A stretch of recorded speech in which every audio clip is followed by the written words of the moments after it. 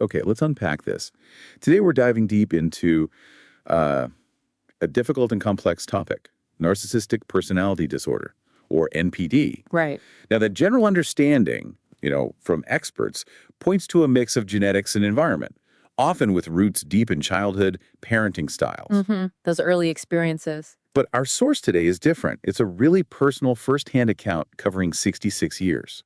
Not a clinical study then. No, exactly. Yeah. It's a narrative from inside a family, Yeah. giving us a unique window, really, into how one person's journey played out and, well, the impact on everyone else. Okay. So our mission here is to pull out the key moments, the insights from this story, this chronology, to try and understand the patterns the author describes. And what seems really compelling about this source, right from the start, is how it lays out a timeline, one that suggests, at least from the author's view, major behavioral shifts happening much later in life than we often focus on with NPD. Absolutely.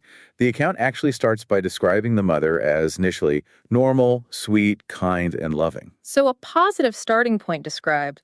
Yes. But it paints a picture of a significant change later on.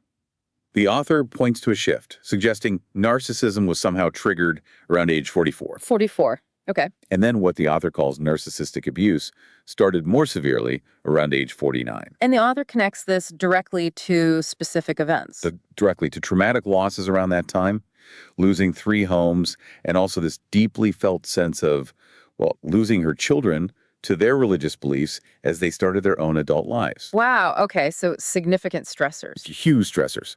The source suggests these weren't just isolated events. They apparently triggered profound fear, insecurity. Yeah. Maybe tapping into earlier vulnerabilities from her own childhood. Right. Echoing past issues, perhaps. Which led her to feeling, quote, all alone, especially while she was caring for a grandchild. And that situation is presented as the catalyst. The catalyst for the abusive behavior starting. Yes. The source describes her becoming increasingly defensive, paranoid, combative. Attacking, lying, manipulative. Controlling, demanding. Yeah. Basically fighting with everyone. It sounds like a dramatic escalation. Yeah. And one of the really tough parts detailed here is that the family had, and this is a direct quote, zero knowledge about NPD back then. They just didn't have a name for it or a framework. None at all. No way to understand what was happening or, how they could possibly help. Which must have made things incredibly difficult. It did. Yeah. Because of that lack of understanding, the author says everyone, even grandchildren, eventually felt they had to, well, abandon her. Except for the author. Except for the author. And the impact described. It's just devastating. The grandchild who was in the mother's care suffered a nervous breakdown. Oh, wow. And the author, who lived with her for 2 years, from 2023 to 2025, details constant fighting, police getting involved. Issues with neighbors, social workers. It sounds chaotic. Completely.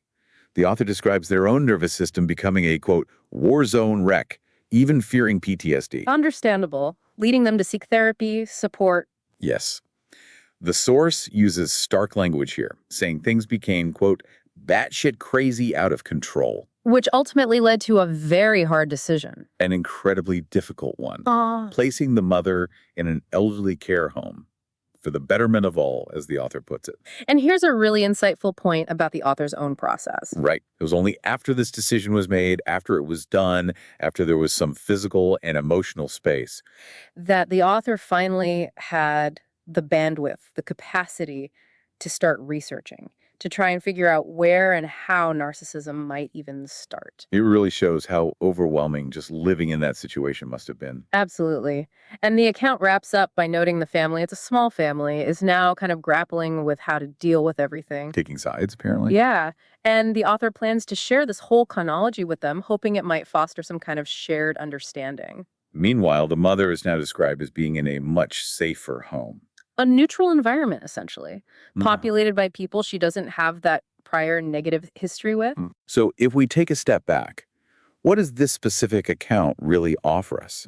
It's this deeply personal story suggesting that, well, while the roots of these things might be in childhood, significant life events, major losses later on, could potentially, in the author's view anyway, really exacerbate or even trigger the outward manifestation of these traits. trigger them in really profound, destructive ways within the family.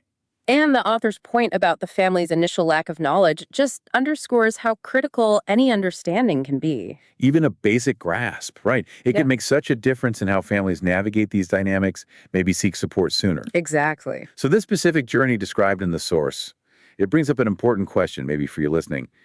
How might acknowledging that challenging personality traits, perhaps linked to disorders like MPD, can manifest or intensify later in life, maybe triggered by specific events like this account, Hmm. suggest how might that change the way families understand these behaviors, how they respond to them, how they seek help? Something worth considering.